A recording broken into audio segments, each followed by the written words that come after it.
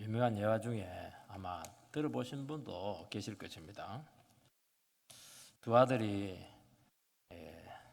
있는데 두 아들 다 게으르고 무책임하고 또 욕심은 참 많았습니다.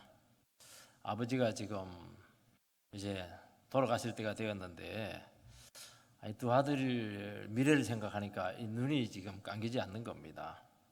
그래서 두 아들을 딱 불러놓고는 내가 너희들에게 유산을 남겨주겠다. 근데 이 유산은 집에 없고 밭에 숨겨놨다. 그래서 내가 죽고 나거든 열심히 밭을 파서 숨겨져 있는 그 유산을 너희들이 챙기라. 그렇게 한 것입니다. 두 아들은 유행을 또 바라고 있었기 때문에 아버지 돌아가자마자 장례식 치르고 열심히 땅은 굉장히 넓었습니다.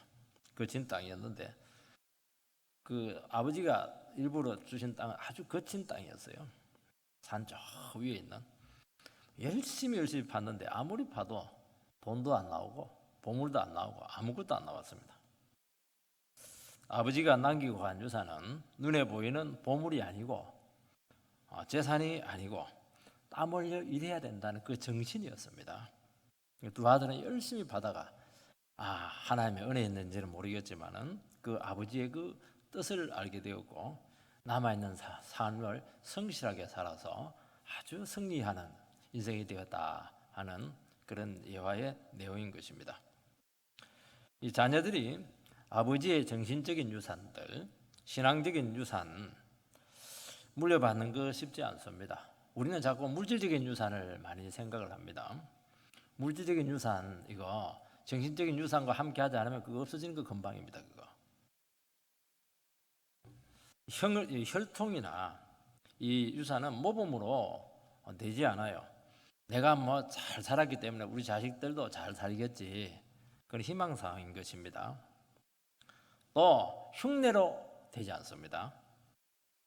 우리 아버지는 너무 자랑스러운 아버지, 너무 훌륭한 멘토를 나는 가지고 있습니다. 섬기고 있습니다. 그걸로 그 사람의 인생을 보장해 주지 못하는 것입니다. 이분들의 삶을 따라야 되고 이분들이 평생 붙들었던 그 삶의 가치를 자기 몸속에 완전히 체화가 돼야 되는 것입니다. 그리고 끝까지 이 가치와 정신을 가지고 달려갈 수 있겠는가? 이 부분은 절대로 속일 수가 없다는 것이죠. 이것을 남겨둬야 된다는 것입니다. 저는 저를 지도했던 멘토 되시는 그 목사님의 그 말씀을 제 것으로 삼고 싶었습니다. 그래서 이분의 설교집도 열심히 연구를 하고 또 이분이 하시는 설교도 많이 들었습니다. 얼마나 많이 들었는지 눈 감고도 막 주절주절 나올 때가 많습니다. 흉내도 막 내보고 이렇게 했는데 그걸로 되지 않았습니다. 이분이 말씀을 두고 몸부림친 이 경험들, 말씀 때문에 많은 것을 고생하고 포기했던 것들, 그리고 제가 대학 다닐 때 만났는데 그냥 조그만한 험한 재건축 해야 되는 아파트 거기서 펴놓고 그냥 직장 없이 그 고난 가운데 하나님 말씀 붙들고 몸부림치면서 살아왔던 것들, 예배 드려와서 같이 라면 끓여 먹었던 것들, 그런 생생한 삶을 같이 보았는데 그때는 그게 귀한 줄 몰랐어요. 근데 나중에 보니까 이 같이 삶을 공유했던 이런 것들이 굉장히 중요했고 결국에는 나중에 깨닫게 되었어요. 하나님 말씀이라고 하는 것은 책을 본다고 해서 되는 게 아니구나. 정말 하나님 말씀을 붙들고 살아가는 사람들과 같이 함께 할 때 그것이 나의 말씀이 되는구나 하는 것을 깨닫게 된 것입니다. 오늘 본문에서 예수님과 유대인 사이에 누가 참 아브라함의 자손인가 하는 문제를 두고 아주 격돌을 벌이고 있습니다. 유대인들은 우리들은 아브라함의 자손이라는 것입니다. 예수님은 그거는 인정을 해요. 너희들이 아브라함의 자손이라는 것을 인정을 하겠다.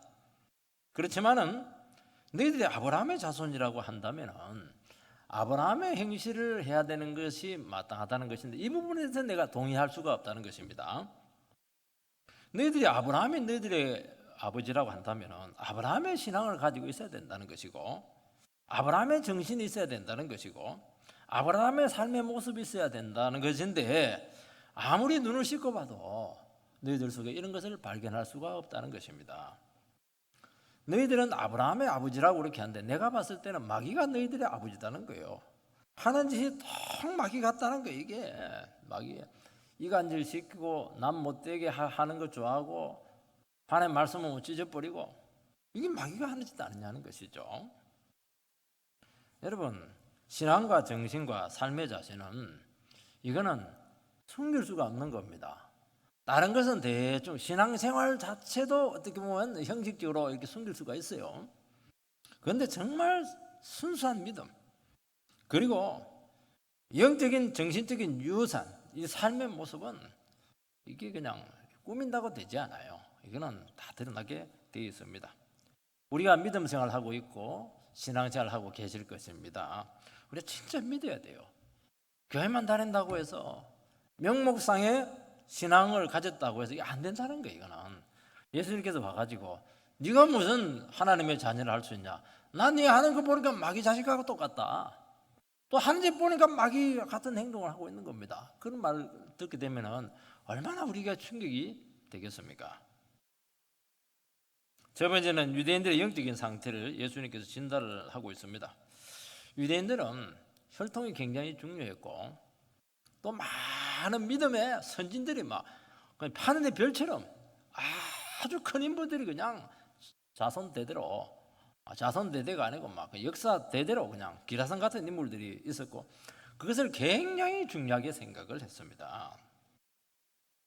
그들은 진정으로 아브라함의 후손이다 하는 사실을 정말 증명할 수가 있었고, 이들의 족보가 얼마나 발전했는지, 아브라함, 다윗, 아브라함, 우리 그까지만 가도 엄청난 족보지 않습니까? 아담까지 올라가요. 세상에 이런 족보가 어디 있습니까? 우리나라 족보 이렇게 하더라도요, 족보 문화가 생긴 지 2조 시대입니다. 얼마 되지 않아요. 유대인들하고는 비교가 되지 않습니다. 주님 그것도 인정을 했습니다. 37절을 읽어보면 나도 너희가 아브라함의 자손인 줄을 아노라. 그들은 정말 아브라함의 자손이었습니다. 아브라함의 자손, 이것이 이제 실제적으로 역사 가운데서는 이스라엘이라고 하는 그 국호로 그들에게 절기에 사용된 것을 알 수가 있습니다. 여러분, 아브라함의 자손들은 이스라엘 민족입니다. 이스라엘이라고 하는 것은 어디서 나오냐니까, 아브라함의 손자였던 야곱이 하나님하고 늘 대결을 했어요. 그러면서 야복강에서 선사와 싸우다가 씨름하다가 한도뼈가 부러지고 난 후에 그때 항복을 합니다.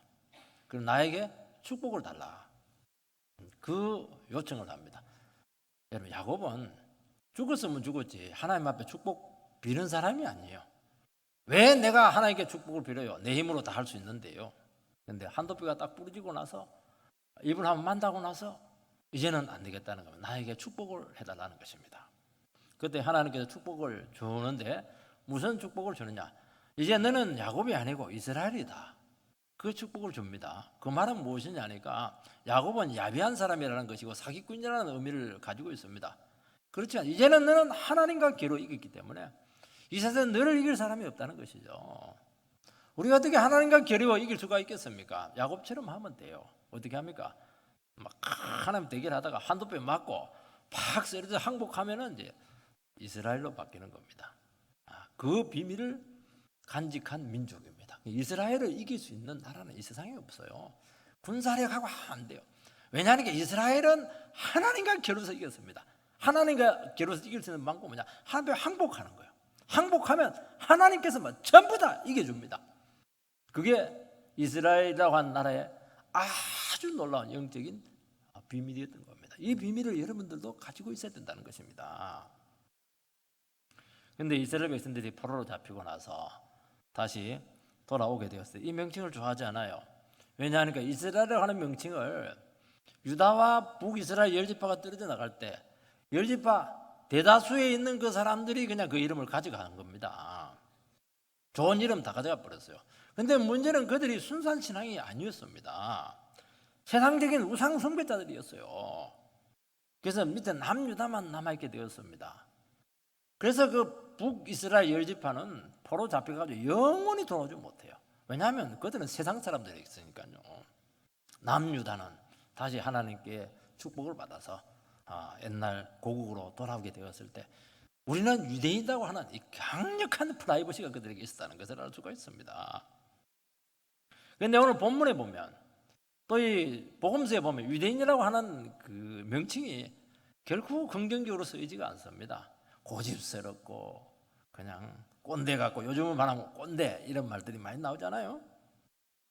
말씀을 거부하고, 그리고 형식적으로 신앙생활하고, 그리고 자기 신앙 좋다고 자랑하고, 그런 명칭으로 많이 등장하고 있지만은 실제로 그들이 가지고 있었던 유대인이라고 하는 명칭에 대한 이 프라이드는 굉장히 있다는 것을 알 수가 있습니다.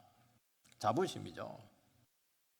그래서 그들은 족보를 굉장히 중요했다는 것을 알 수가 있고, 그리고 진정한 아브라함의 후예였습니다.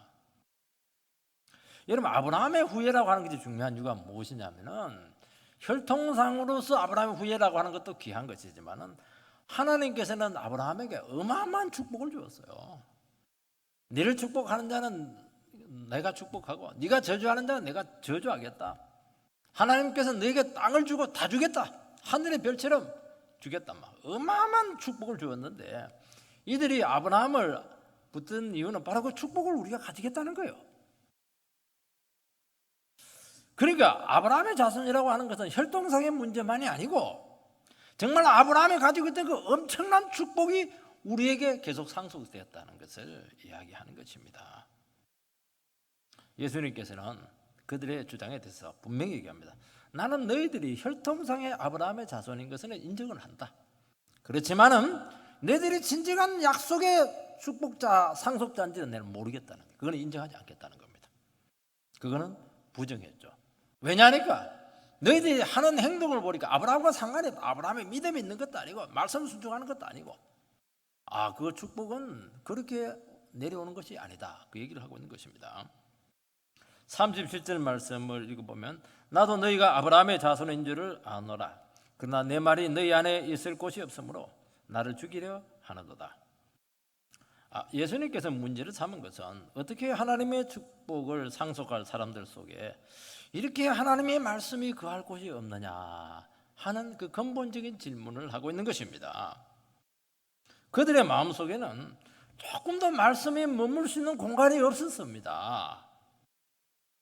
여러분, 비가 막 흑수같이 어제 저녁에도 비가 막 쏟아졌는데요, 저희 능평교회는 언덕 위에 있다 보니까, 산 위에 있다 보니까 쏟아지고 나서 딱 보면 물이 없어져 버려요. 싹 빠져버려요.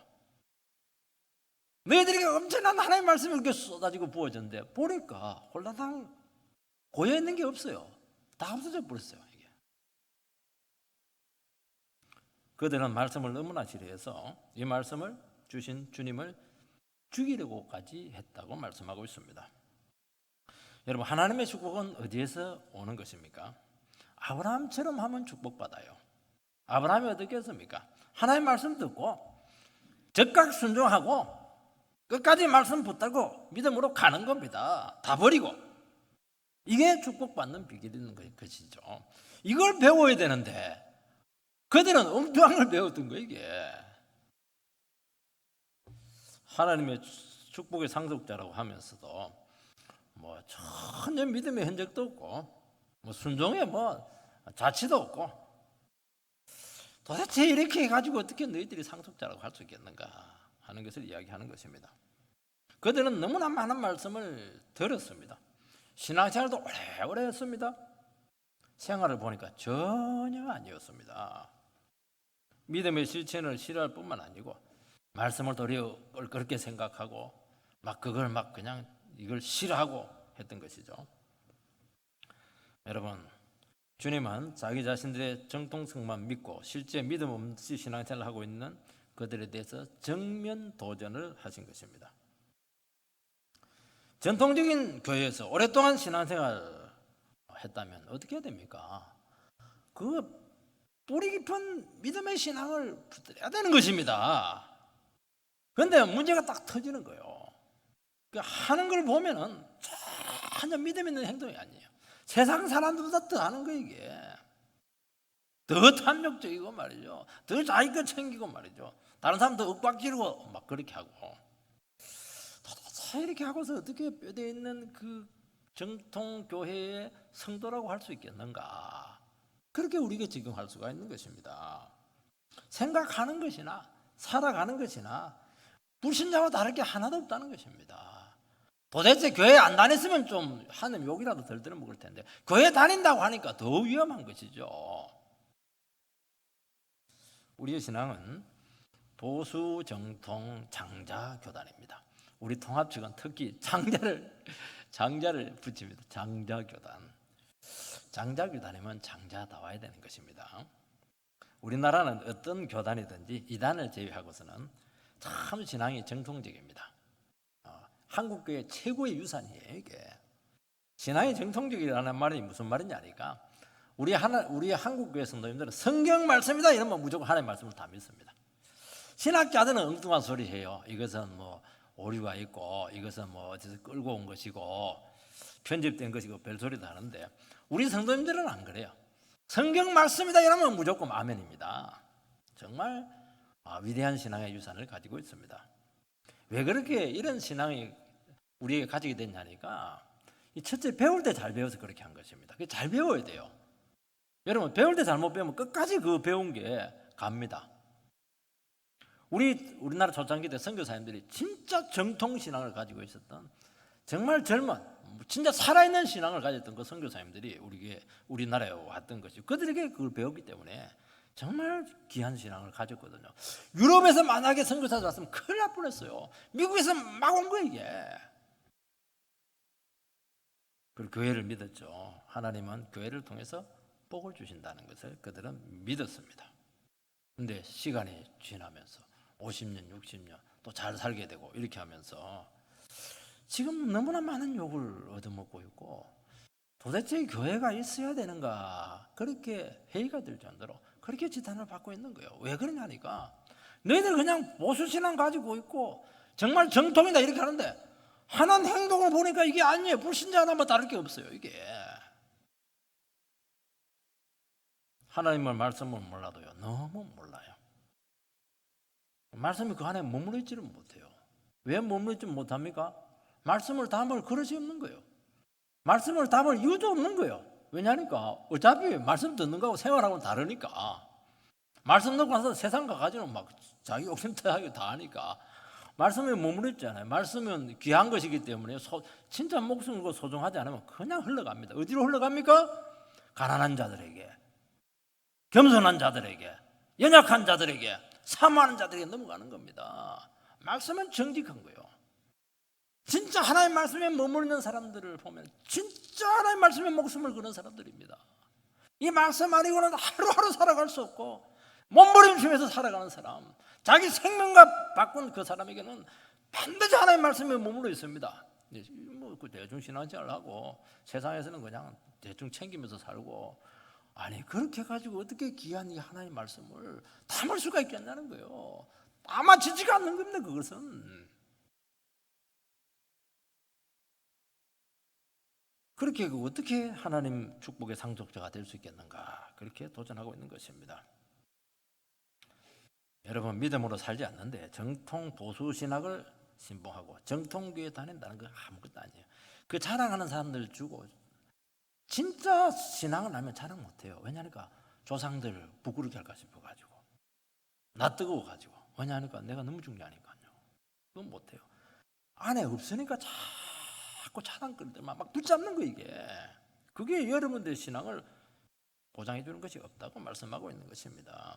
오늘 이 한국교회는 한 30%가 교회를 정하지 못하고 막 주일만 되면 어디로 가야 될지 그냥 떠돌아다닌다고 그렇게 해요. 그리고 가난한 성도가 그렇게 많다고 해요. 가난한 성도 안 나가 성도죠. 집에서 예배드리는 사람입니다. 왜냐니까 등록할 데가 없다는 것이죠. 왜요? 왜 그렇습니까? 말씀대로 안 하는 거예요. 영혼은 못 맡기겠다는 겁니다. 이게 우리의 치명적인 문제로 지금 다가오고 있는 것입니다. 두 번째는 주님의 말씀이 거하는 곳이 어디냐 하는 것입니다. 37절 말씀을 다시 한번 더 읽어보면 내 말이 너희 안에 있을 곳이 없으므로 나를 죽이려 하는도다. 참 이해하기 어려운 말씀입니다. 내 말이 너희 속에 거한다. 이 말이 참 어렵습니다.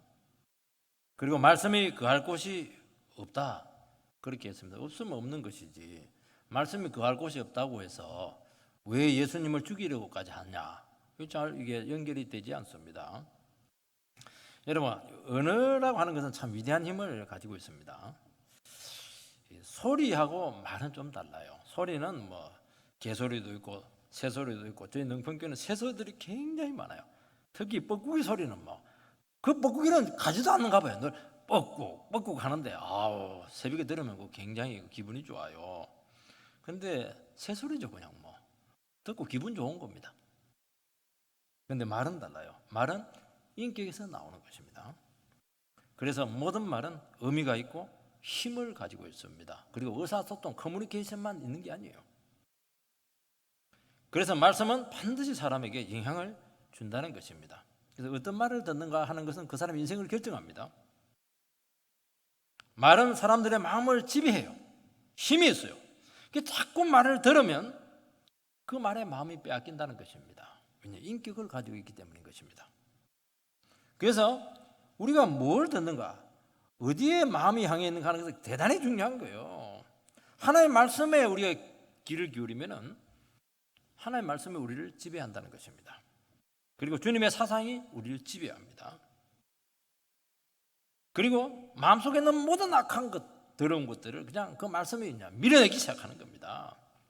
그래서 우리 안에 추잡하고 추한 것들이 들어있을 여지가 없다는 것이죠. 그런데 우리가 자꾸 세상적인 추잡한 소리들 듣고 더러운 쪽으로 자꾸 우리의 마음이 빼앗기면 우리 속이 어떻게 되냐? 시궁창으로 바뀝니다. 우리 마음이 그렇게 추잡할 수가 없고 그렇게 더러울 것이 없고 가만히 앉아있는데 보면 안에서 쓰리 같은 생각하고 있어요. 계획하는 거 보면 남 어떻게 하면 덩쳐먹을까? 그 생각을 하는 겁니다. 왜 그래요? 평상시에 쓰레기 같은 말을 자꾸 들었기 때문에 그렇게 하는 것입니다. 주님의 말씀을 자꾸 마음에서 몰아내게 된다는 것입니다. 유대인들의 마음은 어디였습니까? 그들의 마음은 세상에 다 빼앗겼습니다.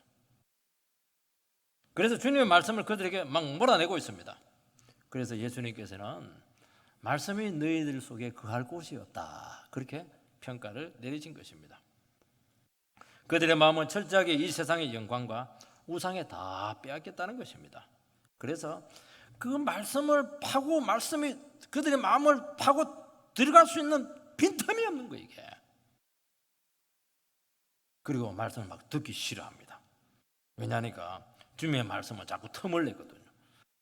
잘라놓거든요. 그리고 자꾸 마음에 갈등을 주거든요. 그리 살면 안 돼. 그건 죄야. 그건 동기가 나빠. 그렇게 하면 지옥 가는 거야. 이렇게 하니까 막 듣기가 싫은 겁니다. 흔들려요. 왜냐하면 지가 아무 문제 없이 잘 먹고 잘 살고 있고 돈 벌고 있는데 자꾸 말씀을 던져가지고 갈등을 주고 충격을 주고 이렇게 하니까 막 힘든 겁니다, 이게. 그래서 잘 지내다가도 하나님의 말씀 한번 더 들으면 막 그냥 혼란이 생기고 자꾸 갈등이 생기는 겁니다. 안 들을 수도 없고 말이죠. 그래서 자꾸 말씀을 듣지 않으려고 한다는 것입니다. 그러나 하나님 말씀을 듣지 않으려고 한다고 해서 되지 않아요. 왜냐하니까 지금 온 유대인들이 그냥 하나님 말씀, 예수님의 말씀 전부 다 얘기를 하거든요. 이번에 부흥했는데 그냥 이런 말씀을 했대. 이번 18일부터 21일까지 저희 능평교회 부흥이 하니까 여러분들이 다 오시기 바랍니다. 여러분 6분이 그냥 말씀을 들어버리면요, 말씀으로 꽉 채워지는 겁니다. 그러면 어떻게 되겠습니까? 그냥 입만 벌리면 그냥 말씀이 나오는 거예요. 그냥 예수님이 하나님의 말씀을 선포하고 얼마나 영향력이 있었던지 은혜 받은 사람들 전 유대 지역을 다니면서 그냥 다 소문을 내는 겁니다. 듣지 않을 수가 없어요. 동의하든 동의하지 않든 상관이 없어요. 자꾸 마음에 갈등이 생기는 거예요. 그래서 그 말씀을 듣지 않으려면 죽이는 수밖에 없었다는 것입니다. 죽일 수는 없고 어떤 놈이 안 죽여주나 그 생각을 다 하고 있었던 것입니다. 실제로 죽였어요. 어떤 사람은 늘 요동없이 자기 일에 몰두합니다. 어떤 부부는 예수 믿지 않아도 둘이 뭐 좋아 죽어요. 행복해 죽습니다. 우리는 부럽죠. 부러워할 거 없습니다. 왜냐하면 자기 마음대로 마음의 창문을 닫고 그 안에 빠져 있는 것입니다. 여러분, 하나님의 말씀은 새로운 갈등을 일으킬 것입니다. 왜냐하면 그게 바른 게 아니거든요. 그게 죄거든요. 그게. 그처럼 좋은 부부 사이에 하나님께서는 틈을 주게 하고 갈등을 불러일으키게 할 것입니다. 어떤 분은 예배 자리에 앉아 있긴 있지만은 마음을 다 닫고 있어요. 마음이 딴 데가 있는 겁니다. 이분이 봉사도 참 잘합니다. 그리고 찬양도 참 잘해요. 교회 와서 교제도 너무 잘해요. 예배 시간만 되면 뭐 병든 닭처럼 그냥 졸기 시작합니다. 뭐 제가 졸지 말하는 거 아닙니다. 피곤하면 졸으시기 바랍니다. 어제도 축구도 보고 이래가지고 얼마나 졸리겠어요. 그래도 여러분들 정신 딱 차리시기 바랍니다. 그런 거 얘기하는 게 아닙니다. 이게 하나님 말씀이 싫은 거 이게 딴 데가 있는 거예요 지금 빨리 빌려준 돈이 있는데 이런 빨리 가가지고 돈 받아가지고 지금 어디다 메꿔 넣어야 되는데 지금 그 생각으로 꽉 차 있는 거예요 지금. 거기 앉아 있는데 무슨 하나님 말씀이 들려오고 있습니까 이거. 맞죠? 나 지금 빨리 만나가지고 지금 같이 커피 마시고 지금 중요한 회의를 해야 되는데. 여러분, 마음은요 간단하지가 않습니다. 말씀 듣는 게 쉬운 것 같습니까? 절대로 쉽지 않아요. 다 내려놔야 돼요. 내일 죽어도 좋다. 오늘 이 하나님 말씀 막 듣고 오래 받고 끝내버리자. 오늘은 내 날이 아니다. 요 정신이 없으면 그냥 주일 그냥 와서 예배 드리는 겁니다. 아무리 많이 드려도 안 나온 바다 낫겠네요. 그렇지만은 그렇게 하면 안 됩니다. 한 분을 드리더라도 목숨을 거시기 바랍니다.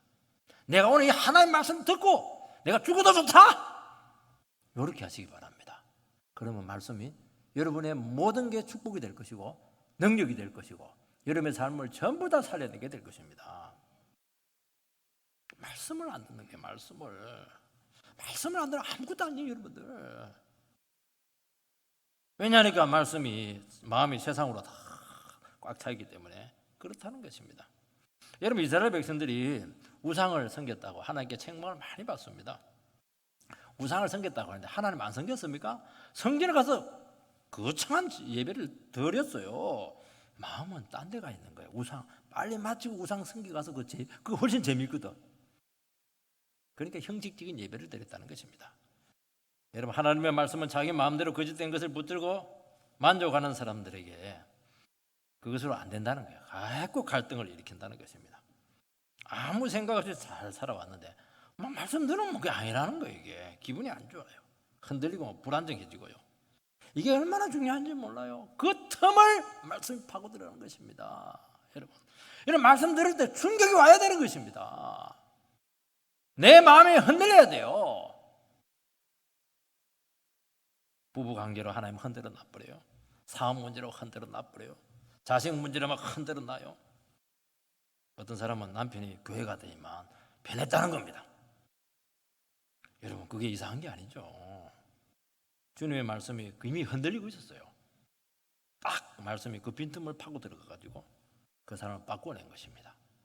야, 여러분, 다이나마이트로 그 엄청난 바위를 깨뜨릴 때 어떻게 합니까? 빈틈을 하나 만들어요. 거기다 폭약 넣고 장전하면 폭파. 하나님 말씀은 그런 위력이 있는 거예요. 바위돌 같은 우리의 마음을 폭발시키는 겁니다. 이게 어떤 사람이 말씀을 들었는데도 불구하고 똑같아. 들은 거나 안 들은 거나. 여러분, 똑같은 겁니까? 아니죠. 그의 마음은 전보다 100배나 악해져 있습니다. 딱딱해져 있습니다. 여러분, 다이나마이트로 폭발했는데 안 터졌어. 그러면 누가 이긴 겁니까? 바위가 이긴 거죠. 하나님의 폭발력을 이긴 위대한 내 마음. 정말 딱딱하겠죠. 예? 정말 엄청난 마음을 가지고 있는 것인데 그러다가 폭삭 망하는 것입니다. 정말 무서운 거예요 이게. 여러분, 변화를 거부하고 있고 말씀을 자기 안에서 몰아내고 있다는 것이죠.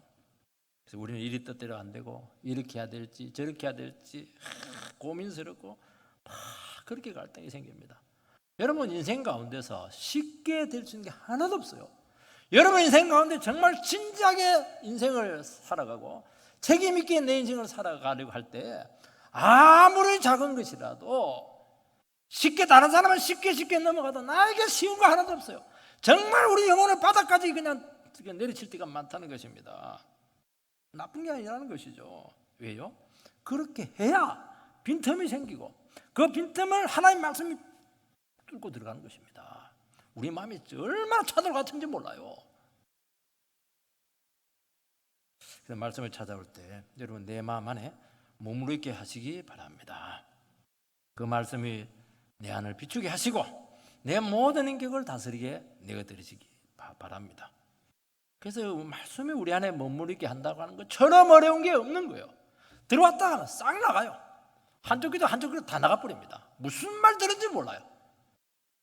그냥 교회 나가는 순간 아무 생각이 안 나는 거예요. 이게 진짜 말씀에 마음이 빼앗겨야 되고요, 말씀에 목숨을 걸어야 되고, 나는 말씀 안에 못 산다, 그 사람만이 여러분 심령 속에 하나님의 말씀이 머무르 있게 될 것입니다. 여러분 굉장히 중요한 문제, 이것은. 여러분 모든 말은 인격에서 나온 것이기 때문에 사람을 변화시킵니다. 이 하나님 말의 근원은 두 가지죠. 하나는 하나님의 입에서 나온 것이고 또 하나는 마귀의 입에서 나온 것입니다. 사람들의 입에서 많이 나오던데요, 그 사람들의 입에서 나온 것도 하나님 말씀이든지 마귀 말이든지 둘 중에 하나입니다. 그거 38절 보면 나는 내 아버지에게서 본 것을 말하고 너희는 너희 아버지에게서 들은 것을 행하느니라. 주님은 아버지에게서 본 것을 말씀하신다고 했습니다. 이것은 분명히 확인된 진리고 눈으로 본 것이고 직접 예수님께서 그 말씀 결정에 동참을 한 것들이라는 것입니다. 틀림없는 거예요. 이거는 유대인들이 말하는 것은 너희들이 막연하게 생각하고 추측했던 것이죠. 그리고 그것은 사단의 속임수였다는 것입니다.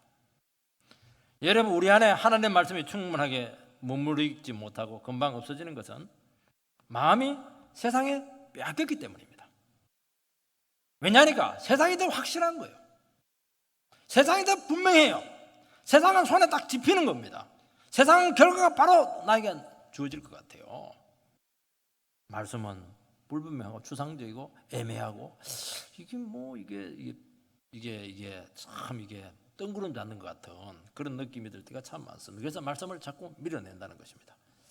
여러분 마음이 세상에 빼앗기면은 말씀이 갑자기 모호해집니다. 그리고 추상적이 되고 자꾸 잔소리로 들려요. 잔소리 빨리 끝내지, 40분이나 하고 말이지. 내 마음과 맞지 않으면 자꾸 거부감이 생기고 반발심이 일어난다는 것입니다. 그런데 놀라운 사실은 그 말씀을 받아들이면 바뀌고 변화가 온다는 것입니다. 그리고 그 말씀이 구체적이 되고 내 삶 가운데 살아서 역사하게 되고 이 말씀이 진짜다, 진리다, 길이고 진리고 생명이다 하는 것이 확인이 되기 시작한다는 것입니다. 사람은 변화되는 거 정말 싫어하죠. 불안정해지기 때문에 그렇다는 것입니다. 그래서 자꾸 불안하지 않으려고 하는 거예요. 자기를 지키려고 한다는 것입니다. 그래서 말씀을 들으면서도 어떻게 하냐, 나는 바뀌면 안 돼, 은혜 받으면 안 돼, 안 돼 이러면서 고개도 막 돌리고 막 그냥 딴 생각 자꾸 하려고 그러고 말이죠. 어제 막 그냥 누가 상 받았나 그런 생각 자꾸 하고 말이죠. 이렇게 하는 것이죠. 그러면 이제 세상에 빨리 가서 망하는 겁니다. 여러분 하나님 말씀에 나를 바꾸려고 할 때 자기 자신을 자꾸 내어드리시기 바랍니다. 말씀이 우리를 불안하게 할 때 그 불안을 잠재우려고 하지 말고 집에 가 텔레비 자꾸 틀고 그렇게 하지 말고 자기 자신을 보고 믿음으로 자꾸 결단을 내리시기 바랍니다. 그러면 적극 능력이 나타납니다. 참 하나님의 말씀이 위대해요.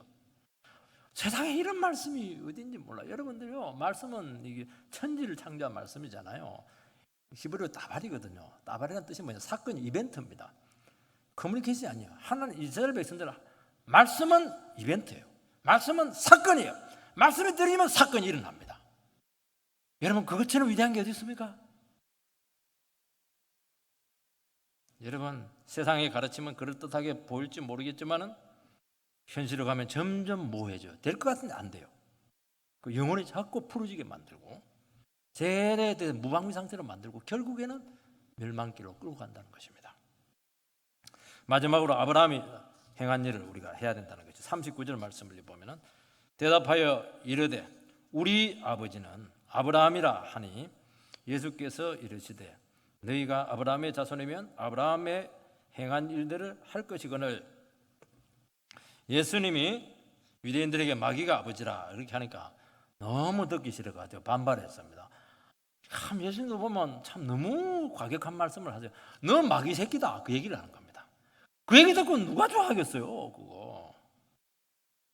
그러면서 너희가 아브라함의 자손이라고 하면은 아브라함의 행실이 나타나는 것이 마땅하지 않느냐 하는 근본적인 도전을 그들에게 하고 있다는 것입니다. 너희들이 아브라함의 자손이 아닌 가장 중요한 증거가 뭐냐? 하나님의 아들. 들어보면 너희들 알지 않냐? 내 말이 진리라는 것을 알 텐데 정직하다면 왜 나를 죽이려고 하느냐? 그것이 너희들이 마귀라는 거예요. 마귀는 예수님의 원수거든요. 여러분 아브라함의 행실은 딱 세 가지입니다. 기억을 해놓으시면 아브라함을 이해하는 데 굉장히 중요해요. 첫 번째는 뭐냐? 아브라함은 말씀이 모든 것이었어요. 그리고 말씀을 위해서라면 다 버렸습니다. 그래서 아브라함의 삶은 말씀 하나 붙들고 버리는 삶이었다. 버림이죠. 아브라함 하면 버림을 딱 기억을 하시기 바랍니다. 본토 지적 아비 집을 버렸습니다. 좋은 목초지를 버렸습니다. 백세에 낳은 아들을 바치라 하니까 그 이삭을 갖다 바쳤습니다. 죽을 때까지 땅 한 평 소유하지 않았습니다. 신앙의 순결을 지키려고 안전한 성 안에 살지 않고 성 밖에 살았습니다. 신앙의 순수성 지키기 위해서요. 안정된 편안한 삶 다 버렸습니다. 하나님이 모든 것이 되었고 아브라함이 가는 것마다 축복이 나타났습니다. 이게 뭐냐니까 아브라함의 행실입니다. 두 번째는 뭐냐? 아브라함은 적각 순종입니다. 버리고 적각 순종하고 계산하지 않아요. 머뭇거리는 게 없어요. 아브라함은 떨어지면 행동해 버립니다. 무조건 순종이에요. 무조건. 말씀 듣고 무조건 순종하는 사람들을 우리는 뭐라고 하냐니까 저 사람은 아브라함과야 그렇게 합니다. 제가 제치면 제 아브라함 그렇게 불러도 된다는 것입니다. 여러분 말씀이 이해가 되지 않아도 안 따집니다. 어떤 사람은 자기 머리로 다 판단하고 이해가 되고 설득이 돼야 순종하는데 그 사람은 축복 다 놓칩니다. 뒷북 치는 거예요. 좋은 것 다른 사람 다 가져갑니다. 여러분 믿음의 세계라고 하는 것은 이거 순간이요. 순간에 끝나는 겁니다. 아차 하는 순간 싹 축복은 다른 사람에 넘어가는 겁니다. 그 생각을 하면 안 돼요.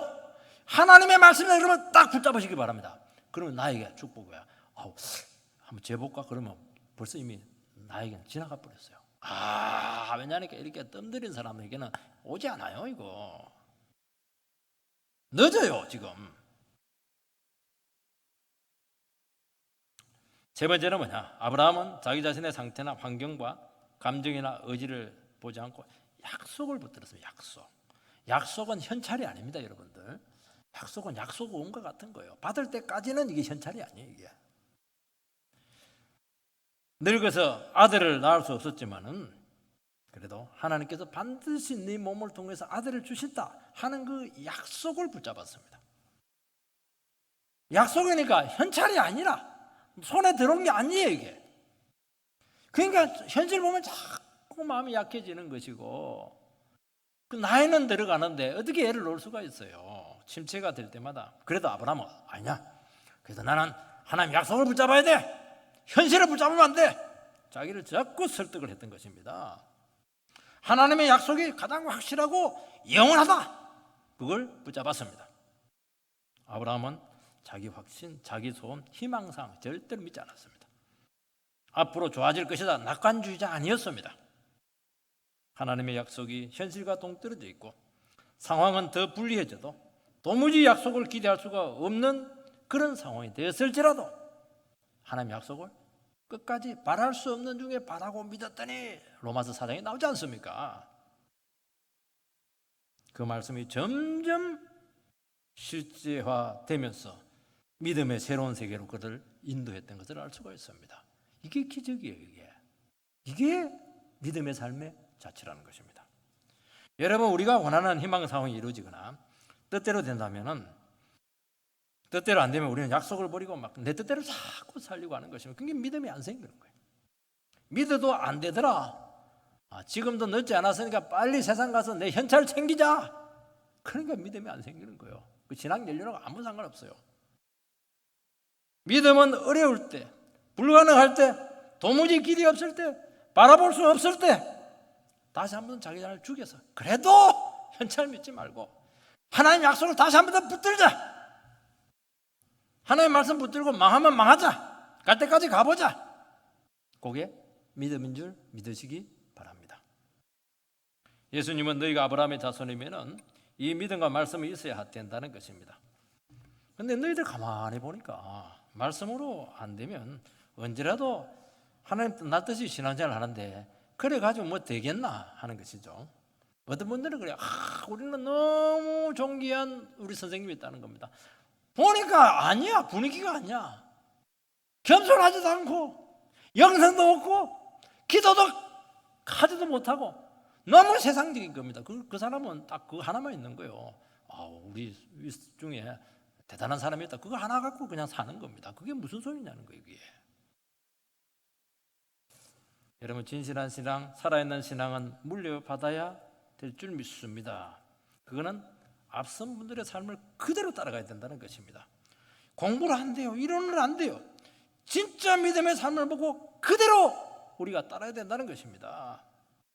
여러분, 말씀을 위해서 버린 것 있습니까? 자기 자신을 절제하고 세상 유혹 뿌리치고 끝까지 자기 자신을 지킨 거 있습니까? 미래가 보이지 않는데도 불구하고 하나님 말씀 붙들고 이 자리에서 죽으면 죽으리라. 그렇게 여러분의 미래를 맡긴 적 있습니까? 아니죠. 대충 지난데 하다가 딱 계산해 불리하면 바로 도망갑니다. 이게 오늘날 현대인의 신앙인의 모습입니다. 거기서 무슨 아브라함의 모습이 나타날 수 있겠습니까? 저는 설교의 영광을 보았고 설교 때문에 목회자가 되었습니다. 신학을 하려고 하는 순간 실수했다. 인생 최대의 실수했다는 것을 알았습니다. 설교의 영광만 생각했지 이 설교가 나오려 하면 얼마나 엄청난 대가를 지불해야 되는 것을 꿈에도 생각을 못했어요. 돌아갈 수도 없고 죽는 줄 알았습니다. 그냥 돈 버리게 하고 편안한 삶 버리고 싹 사회적 지위 버리게 하고 싹 다 버리게 만들었습니다. 진짜 다 버렸어요. 부교육절 한 20년 이상 설교자 따라가면서 막 나를 죽이고 절제하고 막 죽이고 또 죽이고 또 죽이고 막 그렇게 했습니다. 인내했죠. 그런데 하나님께서 그 과정에 저에게 많은 것을 만들어 주셨습니다. 열매를 맺게 했는 겁니다. 이 설교 기법이 아니에요. 그 설교 기술자들이에요. 요즘 한국의 문제는 법률 기술자들의 문제예요. 법률의 정신을 가지고 그 법률을 실현한 사람 없어요 지금. 그러니까 이 나라가 기준도 없고 난리예요. 그냥 힘 가진 자리에서 막 다 재단되고 있는 것입니다. 법률은 사람을 살려야 되는데 죽이고 있는 거예요 지금. 40절 말씀을 보면은 지금 하나님께 들은 진리를 너희에게 말한 사람이 나를 죽이려 하는도다. 아브라함은 이렇게 하지 아니하였느니라. 아브라함은 진리라고 하면서 마음을 열고 무조건 받아 들였습니다. 진리가 아니면 거부한 거예요. 내 생각이 옳아도 말씀이 아니면 아닌 거예요. 말씀이 바르다 하면 내 생각을 바꿔버렸습니다. 주님이 천사들과 함께 정오 시간에 왔을 때 정오 시간은 낮잠 자는 시간인데 얼마나 피곤했겠어요. 아브라함도 문제가 있는 가정이었어요. 왜냐하면 자식이 없거든요. 침체되어 있는 거예요. 그런데도 막 눈을 떠가지고 그 나그네를 극진히 대접을 했습니다. 그런데 그곳에 주님이 계셨습니다. 그리고 그에게 말씀을 줘. 너는 내년에 아들이 있게 될 것이고 소돔과 고모라는 멸망하게 될 것이고 너는 많은 자손의 축복을 받게 될 것이다. 그 약속을 듣고 믿었던 겁니다. 만약에 아브라함이 그 피곤했을 때 눈 딱 감고 우리 그 버스 탈 때 할머니 할아버지 옆에 있으면 눈 딱 감고 눈 안 뜨잖아요. 그렇게 했으면 축복 날아가는 겁니다. 오늘 우리들은 말씀에 대해서 준비가 되어 있는지 돌아보시기 바랍니다. 그렇게 말씀 듣는 것을 힘들어하고 많이 듣는 것을 시간 낭비라고 여기고 있고 주님이 방문해도 원하는 때 아니면 하나님 말씀 안 받겠습니다. 그렇게 하고 말이죠. 자기 할 것 다 하고 볼 것 다 보고 말씀 소홀히 하고 기도로 연결하지도 않고 그러면 안 된다는 겁니다. 내 형편 좋아지면 은혜가 되는데 상황이 힘들어지면 말씀을 멀리 한다는 것입니다. 여러분, 주님은 나그네로 오신 이유는 우리의 중심을 보고 있는 것이에요. 하나님 주님은 우리에게 작은 소자들을 보내게 될 것입니다. 그들의 소리를 들을 수 있는 예민함이 없으면 상도 안 놓칩니다. 우리는 주위에서 재벌들 보내는 우리 정신이 번쩍 나가지고 엄청 대접을 할 겁니다. 그런데 나그네들 정말 무시해도 될 만한 사람들을 탁 보내는 겁니다. 그들의 신음소리를 들어야 되고, 그들을 통해서 하나님의 음성을 들어야 되고, 그들에 대해서 사랑의 감수성이 없으면 다 놓치는 겁니다. 중심을 보시는 하나님, 우리 만나 주시는 하나님, 우리가 겸손하게만 하면 얻지 못할 축복이 없을 줄 믿습니다. 그런 은혜를 붙잡으시는 역사 있게 되기를 주의 이름으로 축원드립니다.